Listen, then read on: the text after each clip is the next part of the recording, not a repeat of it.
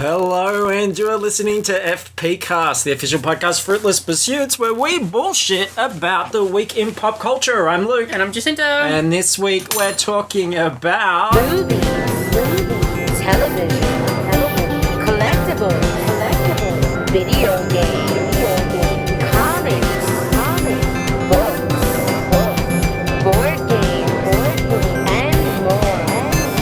Predators. Zombies. Sultanas. Why are we talking about sultanas? Because I just pressed record and I looked, and on my desk here I've got a box of sultanas and apricots, which has Blinky Bill, Australia's Mickey Mouse, basically, who's a koala. Yeah, all our food products have Blinky Bill on them. Yeah, it's a health regulation. Yeah. There he is in his overalls, no shirt, and on the back is Nutsy. Yeah. And I said to you, just as we were starting to record, I said, look at that Nutsy there. And you said that they were some fair dinkum. Oh, yes, yeah. I said there were some fair dinkum tanas. And I said, she's wearing leggings so you don't get a look at her bush Christmas. And then it was funny for us, not so much in the retelling. Yeah, but, no, it was funny at the time. Starting up is never one of our strong points. And finishing is never really one of our strong points either, so... That's true, but you just wait for the goodness in the middle. And it's quite appropriate that we're talking about animals wearing clothes, because we just saw Disney's Zootopia, which is coming out very shortly. And yeah, it's actually already out. It came out this weekend in the US. So we're going to review that puppy. And puppies. And kittens. There and were all sorts of baby I animals. don't think there were any cats or dogs in that film, were there? Not that I saw, no. Yeah. Maybe they're all just wild animals. Oh, no, there were domestic animals, like sheep and stuff. Yeah. Weird. Very we need to strange. Investigate. Maybe maybe they just killed off pets. There Maybe were pets big didn't cats. develop. Well, they were bunnies. Bunnies are pets. Yeah, I don't understand this universe. Anyway, we'll talk about that later. They were all mammals. Yeah, they were mammals, but dogs and cats are mammals. Yeah, I know, but there were no birds, is what I'm saying. There were that's no good, birds or reptiles or anything like Birds that. are the worst. Yeah. And yeah, reptiles, yeah, I guess so. Weird. Yeah, weird. Well, I guess they did specify that it was mammals at the start of the movie. So do you reckon that's the sequel? Birdland. Oh, God, hopefully not. That would be frightening. That'd be worse than a horror movie for me. Get out your coat hangers and attack them. So yeah, look, we're going to review Zootopia a little bit later on. We're going to talk about Pride and Prejudice and Zombies, which we know has been out for a couple of weeks, but we just saw it. We're going to do some news. We're going to talk about some trailers, including the Ghostbusters trailer, which dropped during the week. So quite a big slate. If I was at a ye-old-timey school... Yes. In a classroom and had my chalk out, I could write an essay on this big slate of things. You would have to get a huge duster to get all the chalk off this at the end of your school day. That's right. Huge duster. Can you imagine? That's a whole job in itself that the kids today don't even have to think about. They complain about charging their iPad. Imagine having to clean a huge slate of chalk. Yeah, but obviously at private ye-old vintagey schools, they'd have one of those little, they'd have a boy. They would have a boy that would stand at the back of the classroom and just dust their slates for them. So he doesn't attend the school, he just dusts the slates? He just dusts the slates. So does he have he's like to their little butler. Stick his fingers in his ears? So he doesn't learn? Because he must not learn anything that he hasn't paid to learn. No, well, he might learn it in his head, but he doesn't know how to read or write. So as long as they, write it up on the board or whatever, then he's just not going to retain it. Feels to me like a... Like a what, Luke? Completely lost my train of... No, feels to me, Jacinta, like a good job for the detention kids.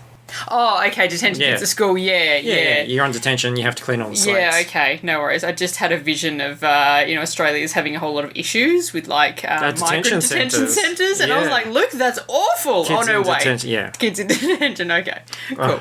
I'm glad we cleared up there's so many social issues. Oh, goodness or me. Otherwise, I don't know, this could have been a very tense podcast. Now it's just going to be very friendly and relaxing and enjoyable. Absolutely. So sit back with your favourite beverage and enjoy. So, look, I'm going to handball you this first bit of news because I know it's something close to your heart. It's something that you talk about on the show pretty much exclusively. Yes. So, you know, if you've been listening to the show for a while, you will know that I'm a big fan of Eurovision, and which is obviously the European Song Contest. Everybody gets together and has a big concert. It's all crazy, silly songs, and a winner gets voted. And the last couple of years, we have been allowed to have a representative. Last year was the first official year that we were allowed to have somebody. We sent Guy Sebastian. He did an amazing job. Song was fantastic. I think he came fourth or fifth. He sang Rolf Harris's Time Me Kangaroo Down Sport. He did. Gosh, It just went off. It was a cracker. It was unbelievable. And everyone was thinking, oh, well, you know, are we going to be able to compete next year, like this year? And I think it was ultimately up to the host country, which was Sweden, to be able to decide whether they were happy to let us back. They said, yes, sure, because they were delightful Swedes. They gave us IKEA, and they'll also let us be in their song competition. Because that could have been a very dicey political situation there if a lot of angry Australians took their boomerangs and barbecue tongs down to their local IKEA. Or just boycott IKEA. And just started a ruckus. Yeah. Yeah. Absolutely. Can you imagine all the Swedish meatballs that would be thrown around in anger? It would just be a mess. It would be crazy. And so our Eurovision contestant, our new representative, was announced on Thursday. And I must say, I'm very, very happy. Last year, when I think we were discussing who was announced, this person was one of the people that I had mentioned that I wanted to go to Eurovision. Now, I don't know who this person is, so this is going to be a surprise to me. You're probably not going to know who they are even when I say their name. I might. Don't underestimate me. I know a lot of stuff. Hey, what if when the angry Australians go rampaging through IKEA and they go through the display room and they just smash up everything? When they leave, it's all in pieces. And then the IKEA furniture experts just put it all back together in about 2 half seconds. an hour. Yeah. Because they're very specialised at their job. Yeah, they're like what? They're almost like the poor children who just wipe down people's slates at the end of the day. I thought they were sort of like what Subway's sandwich artists are to sandwiches. Yeah. The IKEA furniture dudes are to furniture. Yeah, okay. Yeah. What's the Swedish word for artist? Don't know. No, I don't know either. Don't know. All right. Maybe we'll find that out. I'm stalling this big news because I'm so excited. So who have we picked? Who's going to be our ambassador? Our representative is Dami Im. You don't know who Dami Im is? No, it sounds like a made-up name. Yeah. Okay, so she was the winner of X Factor a couple of years ago. And she's fantastic. Like, she was born in South Korea. She's been living here since she was 9. I'm pretty sure she's like a citizen now. And well, if not, I need to see the birth certificate or something, because, I mean, this is our chance to put in an Australian representative, someone like Sheila Red Dirt Shed. And we're doing this. Yeah, well, technically Guy Sebastian's like half Malaysian or something, so, you know, we can't be splitting hairs too much. She's fantastic. Like, she's a kind of, big ballad sort of singer. She's very quirky, kind of dress sense, very fun personality. She really is perfect for Eurovision. I actually wanted her last year, but Guy Sebastian was the right choice at the time. He did a great job. And I am stoked. I'm absolutely stoked and over the moon that she's going to go to Eurovision. She's representative of a diverse Australia. She just suits the competition down to the ground, and I couldn't be happier. But when you go on Facebook, there's a lot of people who could be happier. A lot of people who've probably never watched Eurovision in their fucking lives popping on the internet and saying, why are we sending a Chinese to Eurovision? Aye, that makes no sense, mate. This contest is fingered. Yeah. So obviously, 1, she's not Chinese, and 2, she's, probably more Australian than half the white people in Australia are, because she fucking really quite likes Australia and appreciates the things that Australia has given to her. Well, look, I'm on her side. I think it's fantastic. I've got no idea who she is, what she looks like, what she sounds like, but you've just convinced me. I'm a supporter. I think she is brilliant, and it's quite funny. I'm on a. You're aware of who Shannon Knoll is? Yeah, I know who Shannon Knoll is. So I'm on the Shannon Knoll Facebook fan club page. You know we're recording this, right? Yes. You know people are getting hear this. Yeah, no. I'm not on it. I'm not on it because I'm a fan of him. I'm on it because the people in this group are the fucking funniest and most sincere Shannon Knoll fans that I have ever seen, and it is it's so funny. And they truly believed that Shannon Knoll deserved to be our representative at Eurovision. Now, Shannon Knoll, he came second in Australian Idol. He came second to Guy Sebastian. To Guy Sebastian. Yes. So, look, we don't want to send... That just makes him the first loser. We don't want to send... You know, Damien's a winner. God damn, he released that What About Me cover. He sure did. He's like a really like blokey Aussie country kind of rock kind of singer thing, and which, you know, does not suit Eurovision, obviously. And these people were just like so devastated and was like really racist with the shit they were saying when Damien got announced, and I sort of commented, you know, something going, hey, this is you know, kind of fucked up. I'm pretty happy that Dami is they're like, oh, so you think she deserved it more than Shannon? Oh, you're not a fan then? I'm like, well, I'm not a fan, I'm just on here to troll you. But really, I'm just like, shut the fuck up, dumbasses. I mean, look, I think, to me, it sounds like Damian is a great choice, unless...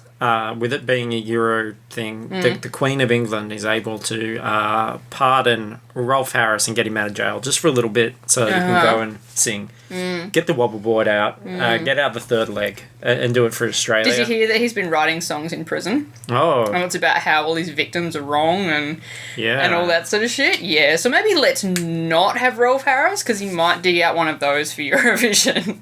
Might dig in. Look, speaking of the Queen, the royal family, this is a little bit of... I mean, look, we're not a gossip magazine or anything like that. We tend to talk about pop culture, some hard facts, but... we are going to talk about this with absolutely no, facts or backing. Well, but we're just going to talk about it. It was just a little conversation. You mentioned it to me. You said... Yeah, well, we were in the city yesterday. We walked past the newsagent and there was a copy of Woman's Day, which is kind of like a trashy, gossipy mag. And the front cover was talking about a relationship, which probably doesn't exist, let's be fair, between Margot Robbie and Prince Harry. Now, this is Australia's own Margot Robbie. Yes. Wolf of Wall Street, Will Smith's focus. Fantastic. Amazing. Thing. And Harley Quinn in Suicide Squad coming up. So...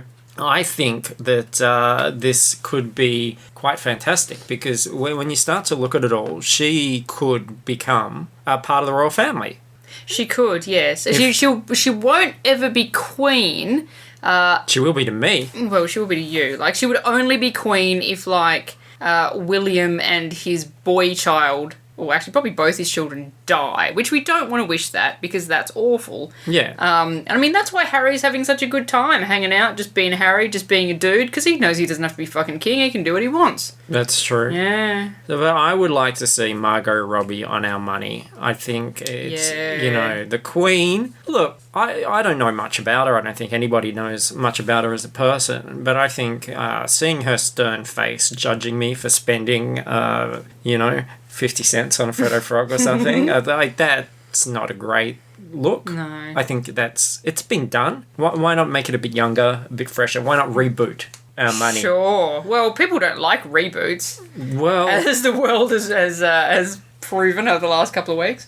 Yeah, look at the box office, motherfuckers. People love reboots. Everybody goes and sees reboots. Jurassic World, Force Awakens. Now, our currency, our Australian currency, Margot Robbie, in all her greatest roles on different coins. So, I think, like, maybe put Harley Quinn on a 20-cent piece. Focus on the 5-cent piece. We don't need much about that one. much value on that. What about the 10-cent? She's in the bath. The bubbles? In the bubbles from The Big Short. Yeah. And 50-cent piece, that's the biggest canvas. Yeah. So the widest one... The widest one, yeah. Yeah, would have to surely go to the Wolf of Wall Street. Yeah. The particular scene where her knees were wide. Yes. Yeah. Okay, see, that's interesting, because... If I saw that, I'm there looking at a Freddo Frog, just going nuts. No, but that's the thing. It would encourage you to save money. Exactly. I pull out the 50. I look and go, I might keep this that. one. Put that one back in the pocket. No Freddo Frog for me. Yeah. And then... You're saving your clams. Saving my clams. You would call it. It'd be like, if something's $5, you'd say it was 10 clams. And, which is fair enough. Well, absolutely. And then I'm not walking around with people whispering to each other, there's a guy that's got a lot of chocolate frogs in his belly. They'd be like, he's looking sharp. Yeah, he is. And, or because of Margot Robbie. So I say, let's make it happen. I don't know about, England's never invaded Australia before, but, well... I feel like the native population would argue that quite strongly. There was that one... there was that one time in like 1788. Very public time where they displaced a lot of people. But, yeah. Yeah, no, maybe we should start like a Let's petition. whitewash it further by putting a blonde white woman on all our currency. Just to rub it in. It's gone pear-shaped. Oh, dear. Oh, yeah. Anyway, so next thing, Gambit, the movie that no one really asked for, has been put on the shelf. Yeah, Channing Tatum's Gambit, which he seemed to, which is an ironic kind of thing to say. I think he was taking a gambit. He sort of looked like he wasn't going to do it for a while there anyway. Yeah. Has it been shelved in favour of something else? Well, they've announced 2 new kind of Marvel universe sort of films. I don't think they've announced what they are. But they've pushed this back. There's no new release date. They haven't even started filming or anything yet. I heard that there were some sort of pay disputes and stuff to do with Channing. And yeah, I just don't know what the hell is going on with it. I think, look, I like Gambit. I like Channing. I would not be upset if this never happened. Gambit is a very 90s character. Popular 90s character. Sort of anti-hero. He made all the ladies swoon. Sure did. He was a raging Cajun from New Orleans. Nolans, and he threw playing cards around. Yes, he did. That were covered in pink energy. Mm-hmm. He hit people with a stick. Yeah. I've got to tell you, like, he's a character that's going to work far, far better in an ensemble. And he was played by Taylor Kitsch in the Wolverine Origins. But yeah, always going to be better in an ensemble. Like, there's nothing interesting. I remember, even in my height of reading the X-Men comics and stuff like that, when they would do, like, a Gambit miniseries, and it was just all running around and thieves guilds and lover backstory and stuff like that. It's just fucked. Like, nobody wants that. You want big X-Men action and just put him as part of the team. Christ. Come on, Fox. Simple. What are you doing? You dickheads. Not really, Fox. You know we love you. But yeah, if they keep stalling on this movie, they're gonna lose Channing. Like, Channing has shit to do. You know, he's not sitting around waiting for Gambit to happen. Like, he's got new Jump Street. He's got another movie coming out with Joseph Gordon-Levitt that he's gonna start. You know, he's starting to really become quite a decent commodity. He's spreading his beautiful wings. He is. If you remember. What was that thing in Jupiter Ascending? Didn't he have, like, wings on his feet or something? Oh, he had wings. Like, he had wings. he Yeah, had right. jet boots. Jet boots, until that's right. he got had his wings at the end. Yeah, He, like, had his wings. Because really, like, if you look back at G.I. Joe, he was, what a little caterpillar. Oh, look at this guy. And then he went into Cocoon. Yes, he did. A screening of the Cocoon, the old movie about old people. Yep. And then he came out just a beautiful butterfly. Yeah. Just brilliant. And speaking of Men in Black, this has been talked about before, and I think it's an absolutely brilliant idea, but it's got a director officially now. Men in Black Jump Street.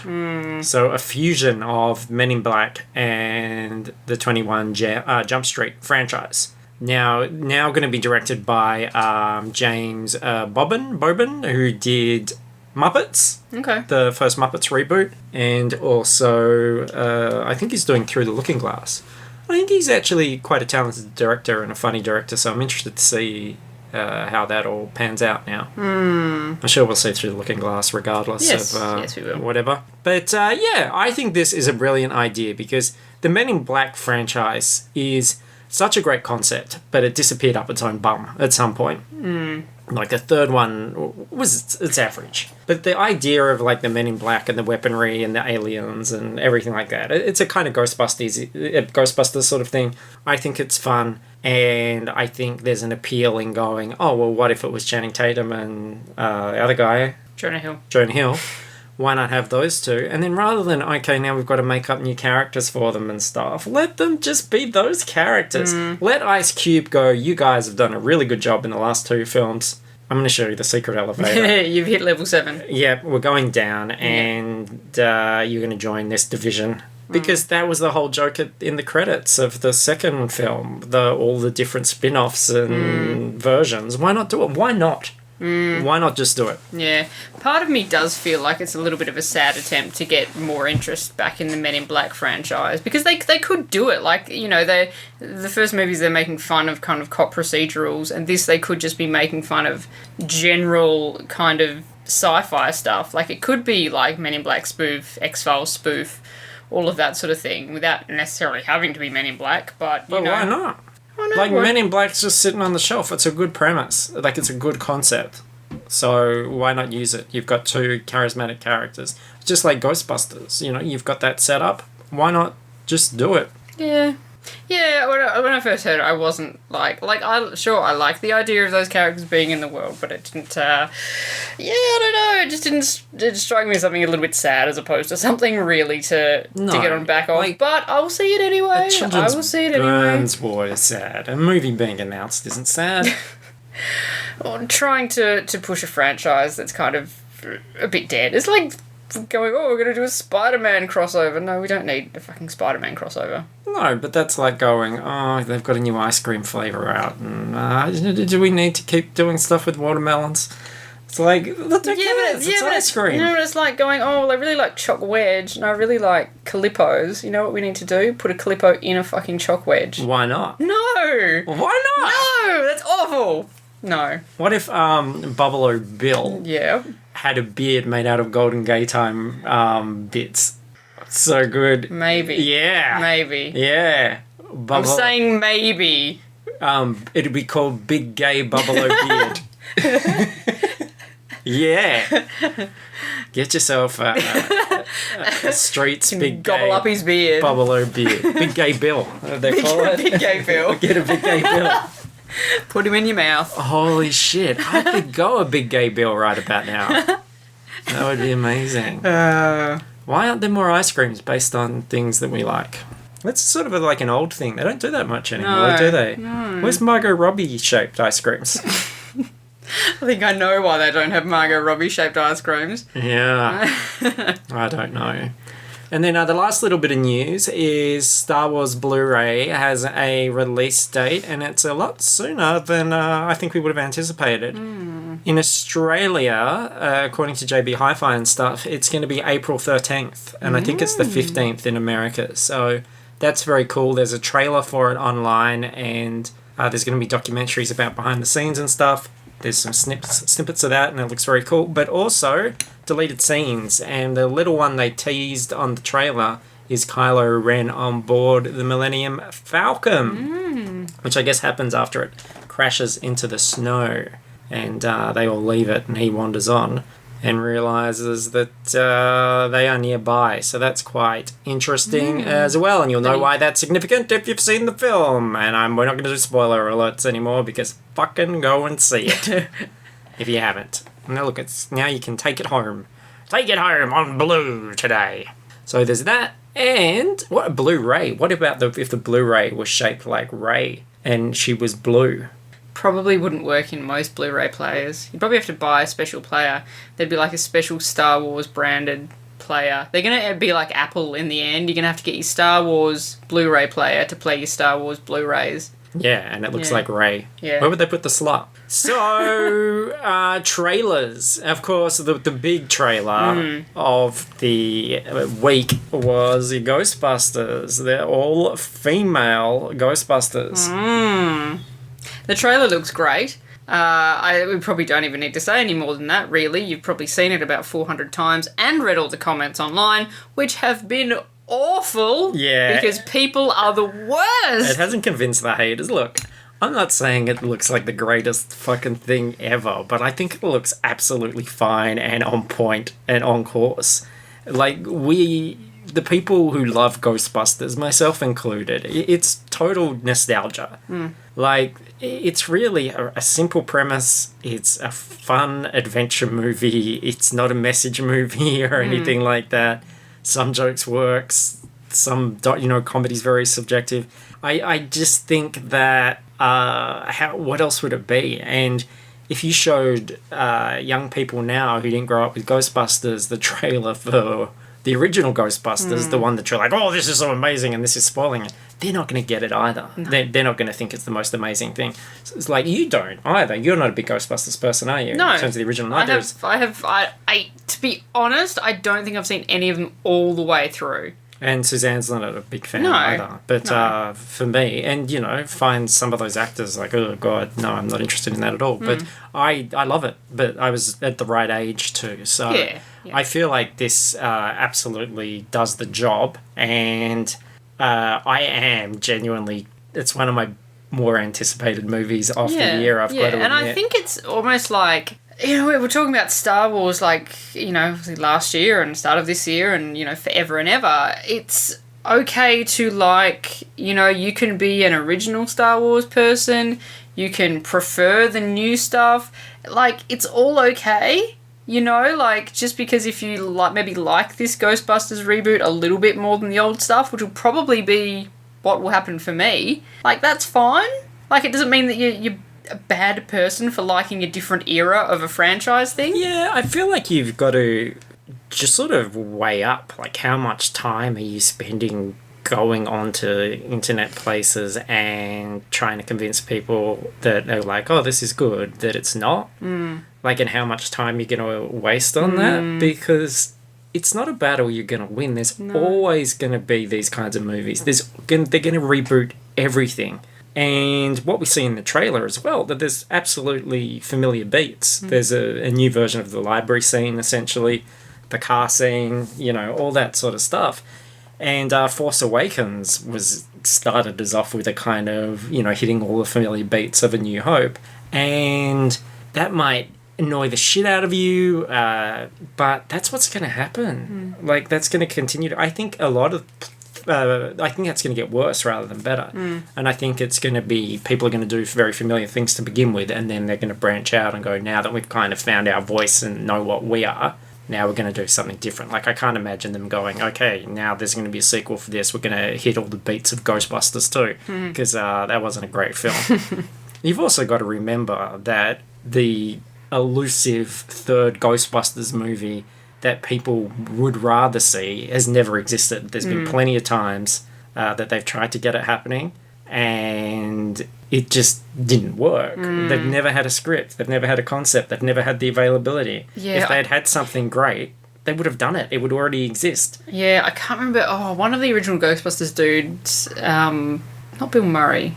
There's another one that's having a cameo in the movie? Dan Aykroyd. Must have been Dan Aykroyd. It's not Harold Ramis unless it's no, obviously skeleton. not.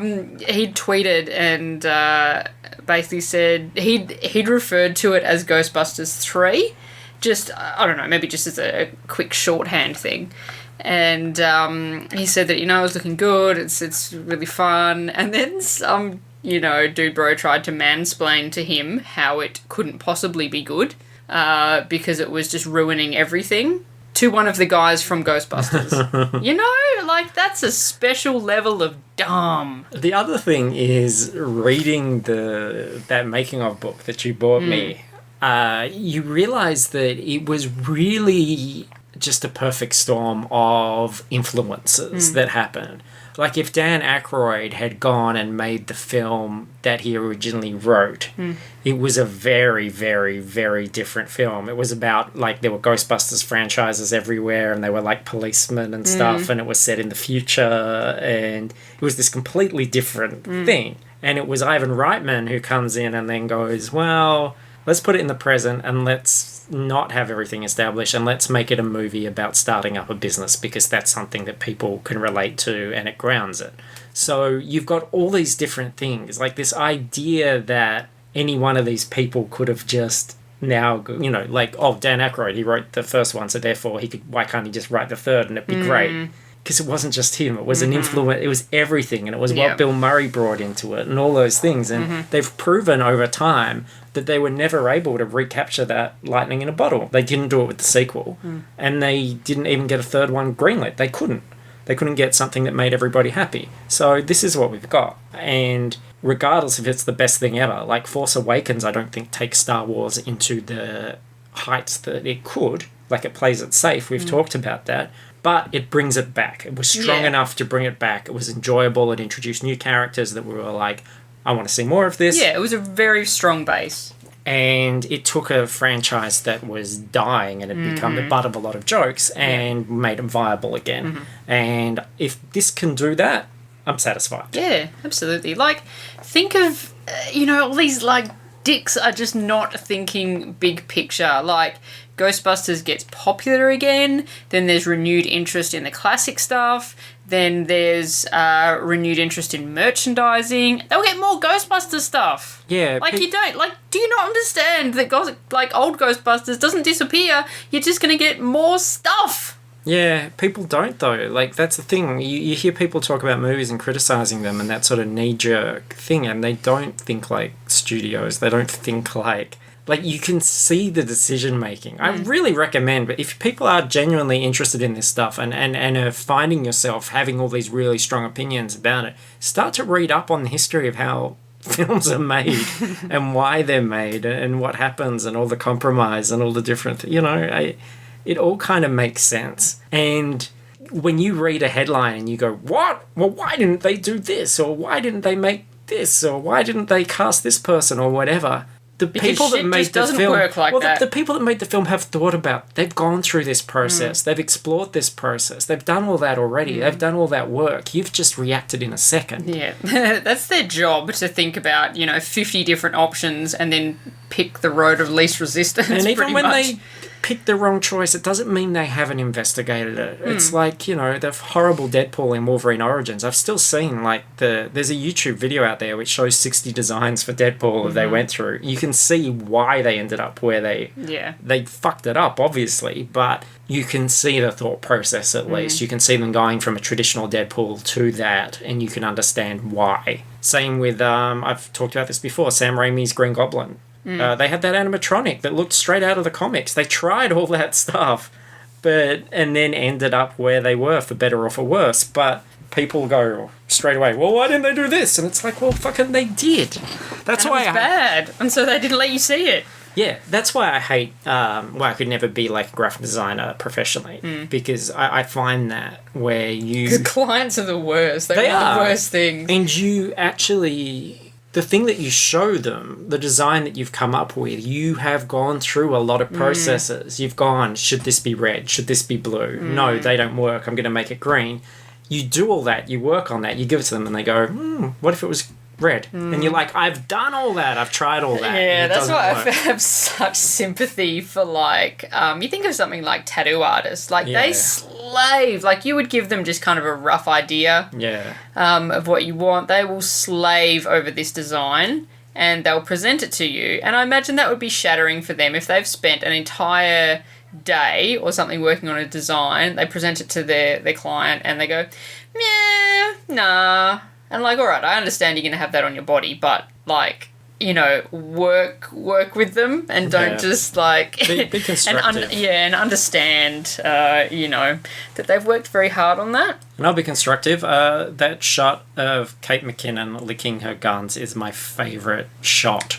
Yeah, somehow I knew that you'd probably like that one. It's so great. And I don't mean just from, just looking at the gun. It's just such a fucking cool shot of that character. The idea that she's got these two pistols, the way it's framed and all the green ghosts around it. She's just such a cool looking character. Love her in the trailer. I thought that was excellent. So I'm very excited about that. And we talked about this the other day as well in the car. You know how the big thing in trailers was and it still is. But the new thing now, and I'm not criticising this, I think it's awesome, is the one-handed piano version of famous themes. Jurassic World did the Jurassic World theme, one-hand piano at the end, and you went, the feels. Right in my feels. Yep. And that little piano Ghostbusters bit at the beginning, I love that so much, and the way it pauses and then it breaks. Though people don't understand, because it's been made clear that the other, the cameos from Bill Murray and Dan Aykroyd and everything, they're not the same characters. It's a different world, different new universe. I know one of them's playing a taxi driver, for example. And people are going, no, but it says 30 years ago for scientists saved the world. So it's a sequel. No, it means that the movie happened, Yeah, the movie came out 30 years ago, and people go, no, there's a big clue there. It's saying 30 years ago this happened. So, yeah, the movie happened. Yeah. So, people are going to be dumb. It's like, remember, we talked about that Cloverfield. People thought it was a Voltron movie because they were convinced the guy was saying, it's huge, it's a lion. No, it's huge, it's alive. You silly buggers. You're all a bunch of silly buggers, but goddamn if I don't want to just pinch your cheeks and send you on your way. Cute. With a slap on the bum. Cute little silly buggers. The lot of you. So, the other trailer we saw, holy shit, if you want to complain about a trailer, if you think a movie looks shit, look at London Has Fallen. With all-American Gerard Butler. Yeah. Well, that seemed to be the kind of like, oh, we'll get someone kind of British in there to... Because the American president is in London when London succumbs to a massive terrorist attack. Yeah, so all the world leaders are in one place. A lot of them are killed. Yes. So now these terrorists, who are all white, by the way. Yeah. So it's and they all want the US president. All the others, they were just complete US collateral damage, but the US president is the only one that they want. And they're like, no way. And then Morgan Freeman is like going, anyone who challenges our freedom, we will find you and we will destroy you. It's a propaganda movie. And like, it's frightening. It is a total fucking propaganda. Like, America has turned into like Nazi Germany with its propaganda stuff. And it's President Trump. Oh, God, can you imagine if it was President Trump, like, Gerard Butler with this fat fucking loudmouth lump? Like... I don't know if you saw it. I saw it on my Facebook this morning, an article that at some Trump rally, all Trump supporters put their right hand in the air as a support gesture. Yeah. Like, what? Yeah. And the picture was just like, holy fuck, do these people not understand what they look like? The decision-making process behind that is for a bad time, and these people are voting for actual political figures.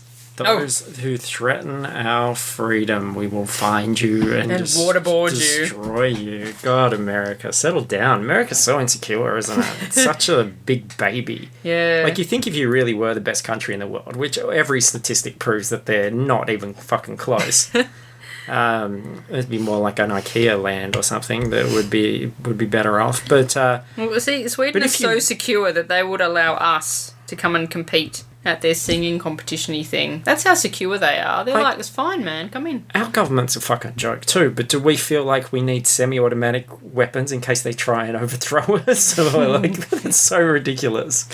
Maybe. God, those filthy New Zealanders come and take our... But if you need a semi-automatic weapon to protect you and your family from your own government, you're not in the best country in the world. You're like in a third world country. Yeah, I'm pretty sure that's what's happening in like Syria and stuff at the moment. So we see a lot of things. We won't be seeing that. I think the trailer was enough. So let's talk about something. I look forward to downloading that with my VPN in a couple of months. Let's talk about something more positive. Yeah. In fact, can we talk about Zootopia first? All right. Because I feel like we're just talking about that really negative, fear-mongering message of London Has Fallen. And I think Zootopia, which is a very funny Disney animated feature, it's their new one, A World of Mammals, as we said at the beginning, and a very realised world. It's not just a city with animals in it. It's got all these different regions. It's got rainforest, tundra, all these things, and they've really thought about how would different transport systems and everything work to accommodate all these different types of animals. It's a very rich, detailed world. Far more than I had anticipated. Yeah. Far more thought into... It's not just like, oh, she's a rabbit and he's a fox. It's really thought about what that means to be a rabbit, what that means to be a fox, what it means to be certain creatures. It's... very accomplished in that respect, and while it's a very funny movie, we laughed all the way through this. I mean, very, very great characters in cameo roles and supporting roles, but I thought the message was actually one of the more positive and complex messages that it was been in a Disney film for a while. Yeah, it wasn't... I mean, the message is... the movie's about racism, pretty much. But it's not even like a really black and whitey kind of you know, like this sort of group of animals represents this sort of... Everything was very fluid. I don't even know if, racism, but also I think you could look at, like, Trump's America and you could exchange predators for Muslims or something like that, because it was about fear-mongering and assuming that someone of a certain type is a threat to you and someone that you should be afraid of. Yeah, but I saw that as like just like a racism, you know, how the poor treatment of, you know, like black citizens in America and that sort of thing. So I saw it just like we were very talking about like a country that's, you know, talking about not letting Muslims in for a while and things like that. And that fear-mongering is all related to that. So, lots of really... none of it's preachy. It doesn't batter you over the head. And it is open to interpretation. Like, it's just a really good story. Yeah. I've seen a lot of people saying that there's, like, gender elements and stuff. I didn't really see a lot of gendery stuff in there. I didn't think it was ever really made a big deal about any gender of any character. Like, I think for the... you know, with the main character... Was it Judy? Yeah. Yeah. It was never really made a big deal that she was a girl. It was all the fact that she was a rabbit. No, but there was a lot of gender stuff happening still there. Like, you can do a gender reading of anything. You know, you could definitely get an essay out of it. But I think just the types of characters that are being presented and the way that they operate, I think was really positive. I don't think you're right, they don't reference it, they don't make it, but that makes it even better. And the other thing that makes it really great, because I've had a huge issue with this in the past, is that even where we knew that, I don't know if I ever shared this with you, we got a press release from the Disney Rep a while ago about there is localization of the film. They were putting a different newsreader for different regions. Okay. And we had a koala. And it was an Australian voice actor. It's very much just a regular Australian voice. And was it? I didn't check the credits. Was it Josh Lawson? It was David Campbell. Oh, I love David Campbell. And the idea was they ran a competition as well through social media where you could name this character, and he got named David Koala Bell. Okay. Yeah, the name doesn't come up in the film, so that was an issue. But I was worried because, especially in animation, but really in anything, you would get, here's the Australian character, he's going to be saying "G'day, mate," and doing all that sort of stuff. And he just didn't. They didn't draw attention to anybody's accent or nationality, and that's rare.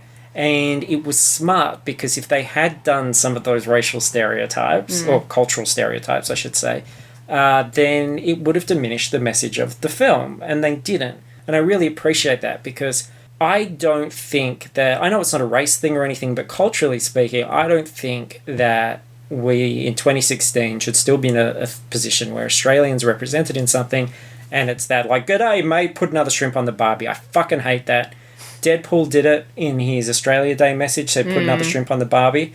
And then fucking... Grimsby? We were standing in the cinema, Sacha Baron Cohen, who I thought was way smarter than this, doing his Grimsby character, doing a message for Australia, and he starts it off with "G'day, mate, put another shrimp on the barbie." It's just like, fuck you. If you're... Well, I mean, the movie does look lazy and cliched. And that's another one I won't see. It's like... if you're going to be that fucking lazy and cliched, I mean, Deadpool was lucky because it was a good film. But then why should I see, why don't I assume that your movie's going to be full of lazy cliche stereotypes, which by the looks of it is. And I mean, look, you could argue, you look at that trailer and there's obviously some very broad British stereotypes. But so what? Like, that movie's not going to be the comedy of the year for anybody. It looks like a fucking mess. I'm willing to give most things the benefit of the doubt and not judge it on the trailer, but zero things in that trailer appeal to me. It just looks lazy to me, yeah. It's not my cup of tea. Take that, Britain. You drink cups of tea. We don't even fucking call them shrimps. I've said this so many times. Fuck you all. But I hate that aspect of it. So Zootopia was really good in that there is a message there. So there is some meat to this whole thing, but it doesn't bludgeon you over the head, and it's thoughtful, it's interesting. And it starts off with that whole idea of anybody can be anything if you really want something, even though people say you can't do it. Work hard, you'll get it.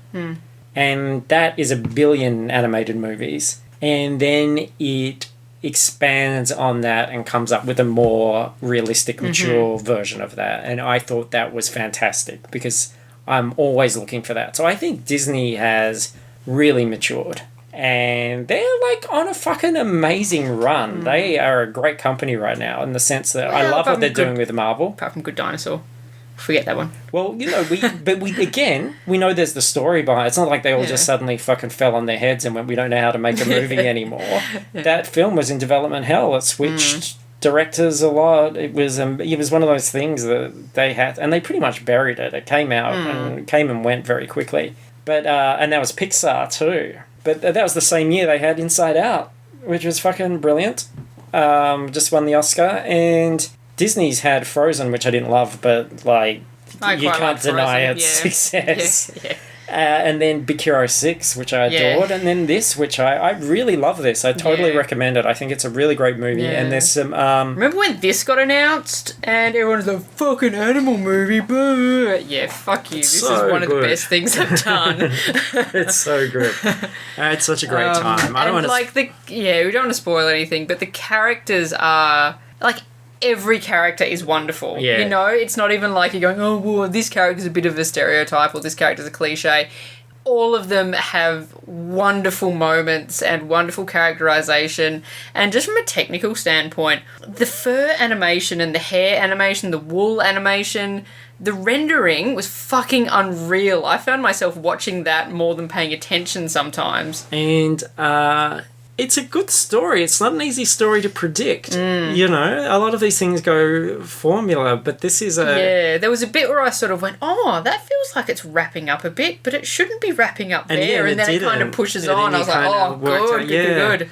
And it reminded me of... Obviously, they're influenced by some adult movies and some 80s movies. It reminded me of that sort of almost Beverly Hills Cop 48 Hours kind of thing in the structure of it, which was fantastic. Yeah. And then there are some adult nods, which, again, we can't spoil, but they're things that you would not expect in a Disney film, a Disney animation. And there's a character called Finnick, which I didn't realise in the film until we came out and saw some toys later, which is, I'm imagining is definitely a Hunger Games nod, because I've never heard that name No, that's a type of fox. No, it's a Finnick. I thought he was named after the type of fox. Well, yeah, the type of fox is Fennec, which is Fennec. His name is Finnick. Oh, okay. So, yeah. They could have just called him Finn, but then they chose to call him Finnick. But that is a name. Really? I hadn't heard it prior to Hunger Games. It's like an Irish name. Really? Yeah. They got crazy names. Ask bloody Saoirse Ronan. Yeah. All right, fine. They've got no... He's an Irish fox from the Sahara Desert. Sure. They've got no boundaries. Okay. Well, they do. It's the ocean. No, well, apart from physical boundaries. But that's the thing. Sometimes, because you've got physical boundaries, you make up for it by having no boundaries in baby name books. Sure. Baby name books are like, they just get a whole bunch of Scrabble tiles, put them in a... But now I'm racial see? Cultural stereotype. You know what I mean? Like, it's bad. All they do is they write a whole lot of letters on potatoes, and then they throw them in a ring. However they line up, that's the baby's name. Yeah. Yeah, it's a traditional Celtic ceremony. It's easy to do, isn't it? Yeah. It's easy to just kind of go into those things. And it's shit. It is shit. It's shit. So, it's a little bit funny. Apologise for that. So that was Zootopia. Highly recommended. Yeah, very, very good. Cool film. And I went straight into Myer and bought some toys. Yeah, there's a couple of characters in there which are pretty amazing. Yeah. And... Oh, hang on. Before we go in, obviously this movie is going to be a bit of a popular one amongst a certain group in society who enjoy their entertainment a little bit yiffy. A little bit furry. Who's the hottest animal for you? Oh, fuck, Judy Hopps. Oh, God. Judy Hopps, she's so... Oh, she's amazing. She was voiced by Snow White from Once Upon a Time. I just want a little rabbit. And just want to bounce it down. No, actually, I think there was a lady pig in there that was quite attractive. Okay. Yeah. I think it's because I got a turned up nose, and I something draws me to... Visually to the wide flat nose? To the lady pig. Okay. Yeah. There weren't many female characters, really, especially in the big crowd scenes. They obviously had it had a lot of character models compared to so many other animated movies out there, but there was still, like anything, you're going to see, okay, we've got the elephants, the rhinoceros, you were picking up types that were being reused, but there's sometimes hundreds of characters on screen. That's going to happen. Yeah, I was that water buffalo. As the movie kept going, I'm like, I recognize this voice. I'm weirdly attracted to this water buffalo. What the fuck is going on? And then it came up at the end, and it was Idris Elba, and I'm like, I'm okay. Look, you know what? I'm fine with that. I'm fine. It's just the voice. It's not his, like, big, thick horns or anything like that. His big arms. What about some of those tiger dancers? Oh, that was so good! They had some moves. They were like, it was like Magic Mike, Frosty's version. Let's not talk about anything too specific. Anyway. Pride and Prejudice and Zombies was the other thing that we saw. I'm going to open this just by saying this is like Zootopia for me, for what it is animated, it's probably like a 4.5 stars. Yeah. Yep. This Pride and Prejudice for me, out of 5, we're talking, Pride and Prejudice for me is a 2.5. It's just the most down the road, like, I had fun, I enjoyed it, but it's really nothing special, and could have been better, could have been worse, had some bits which really entertained me, but also some missed opportunities. Yeah, absolutely. Obviously, it's a adaptation of a reimagining of Jane Austen's Pride and Prejudice, which is pretty much the Pride and Prejudice story, but they're also fighting zombies at the same time. And that's the joke that's tacked on. And it's obvious the humour comes from that juxtaposition of these very proper families who are dealing with all these relationships about status and everything, who are also talking very casually about zombie killing and warriors. And I like that. But I didn't love the book. And what I found in the book, and it was the exact same in the film, is that I'm actually more caught up and more interested in the Austen than I am about this extra layer. And the film is the same in the sense that the zombies really are just a distraction. They're a tangent every so often. But really, you're enjoying this tongue-in-cheek version of... it's the Austen story that's driving the thing. The book, the film does sort of have that third act, like, okay, we're trying to tie the zombies into it a bit more and make their story something. But it's a simple story, and it doesn't engage you as much as... You are more interested in the human relationships. Yeah. Which I know works for Walking Dead as well. But, the problem I had, the major problem was that... there's that first moment where the Bennett sisters get ready for action. They're fighting zombies. And it's a fantastic shot. The setup's great. Yeah. It's in the trailer, slow-mo, walking towards the camera, oh shit, here they go, they're going to kick zombie ass. And then the actual fight is fucked. Like, there's nothing memorable about any of these fight sequences. In fact, it's kind of awkward. Like, it needed to sell it. It needed to be something where I went, holy shit, that's cool. Yeah, and then suddenly go back. Because it's a pretty cheap movie. Yeah. It looks like a BBC TV drama miniseries of Pride and Prejudice. And I kind of like that. Like, I think that adds to the humour a bit. But I feel like I almost wanted... And I'll never say this. I'll never say I want this director. But the guy that did, like, Underworld and Three Musketeers and stuff like that. Three Musketeers was a lot of fun.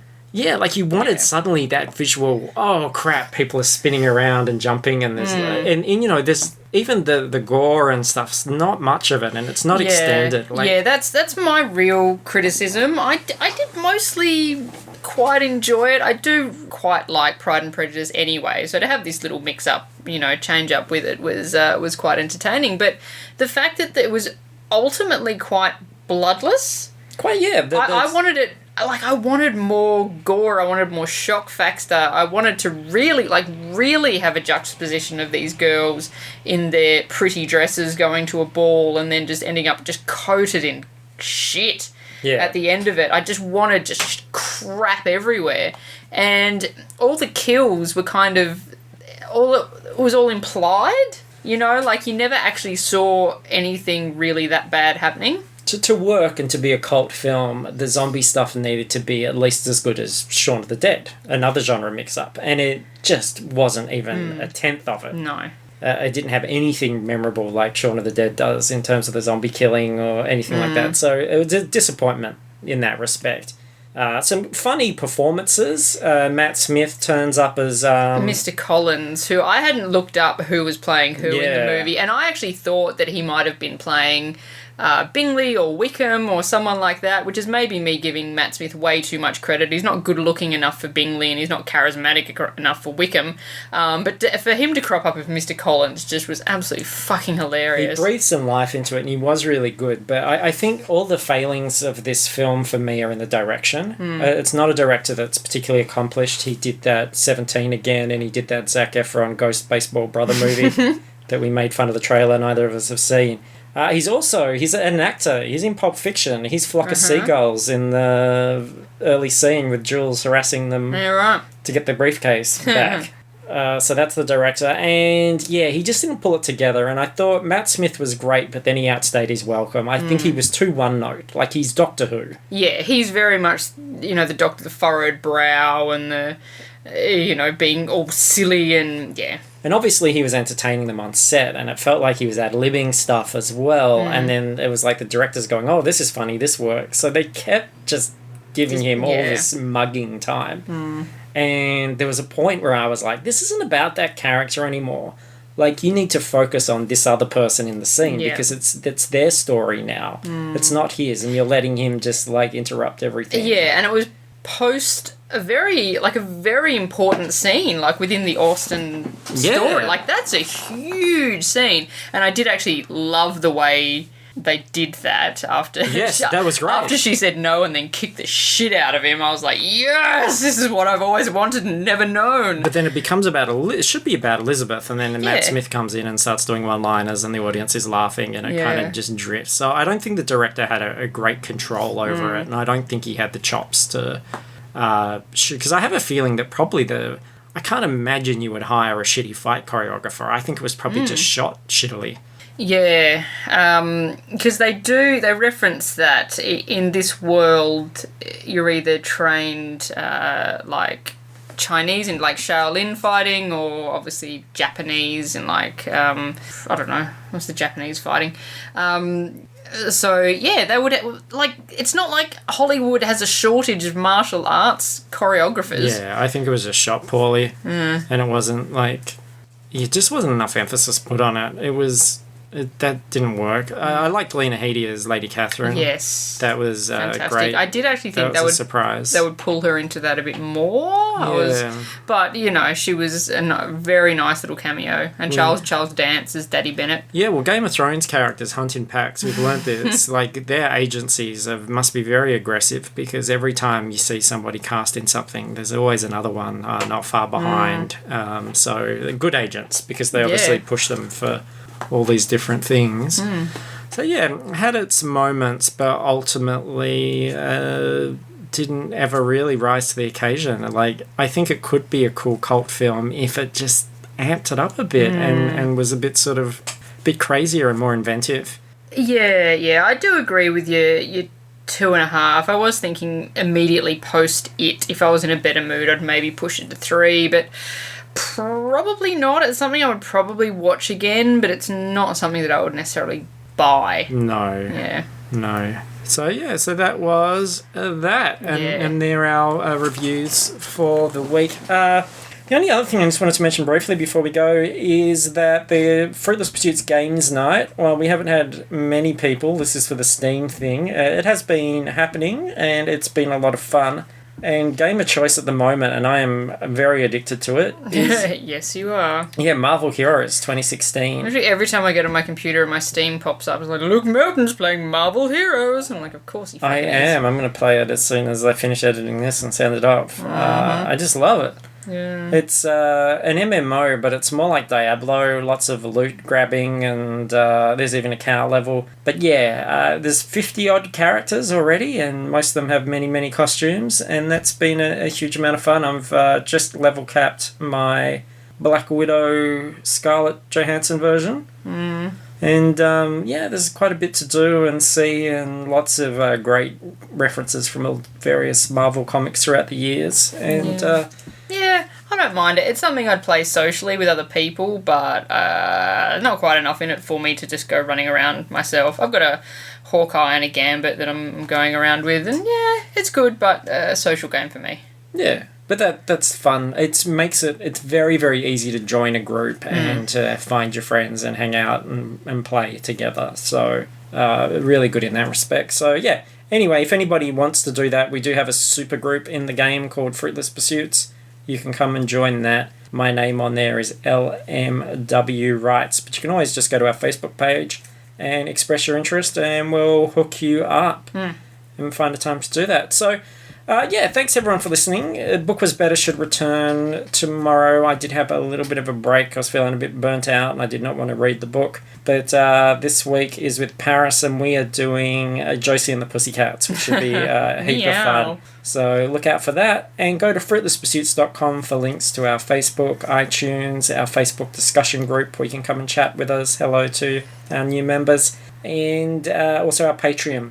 And I'm sure we'll do something new for Patreon in the next few weeks. Yes, over the Easter break, over Easter, we've got something lined up, I think. The Book Was Better TV? Yes. Yeah. So that will be a lot of fun as well. Awesome. Well, yeah, right. That was alright. That was an episode. What have we got next week? Oh, is the next weekend The Witch, which I'm not fucking going to, obviously. Yeah, I've had a very hard time to get anybody to go to The Witch with me. So everybody's chickened out. It's too scary, the old Witch. And also, Victor Frankenstein was coming out. Yeah, it's been pulled. And it's been pulled from release because it sucks shit, apparently. This is the Daniel Radcliffe, James McAvoy. Yeah, I was actually Victor surprised that it remained on the release list for so long after it had been shit-panned internationally. Yeah. But I went and checked the other day and it's just completely disappeared. So. Should be available on Amazon streaming or something like that. Well, we might be able to find it to talk about it a bit. Yeah. But, I'm just looking at our list. I didn't realise that we only... A couple of weeks is Batman vs. Superman. Weeks away from Batman Superman. Yeah, that is awesome. Really awesome. And next week we'll have to find something to talk about because we had Zootopia in there. Oh, yeah. And we've already seen it. So, send your suggestions in, folks. Yeah, Zootopia comes out 21st of March if people are curious, but yes. Oh, no, 21st of March is the show date. Oh, that's our show date. A few days so it'll be the that. Thursday before that. Yeah. 21st is the Monday. Anyway, go just see it. Yeah, just fucking look shit up yourself, guys. Go and see it because it's really good. It is. Super good. Yeah. Yeah. That's our movie of the week. Sorry, Pride, Prejudice and Zombies. Who would have thought? A little rabbit just hopped in and stole the show. Won our hearts. Goodness. Are they gonna go like merchandising opportunities at Adult Shop? They're gonna be like Judy Hopps rabbits. Oh, Judy Hopps, you're so hot. I just want you to hop all over me. Such a little rabbit. Okay, bye.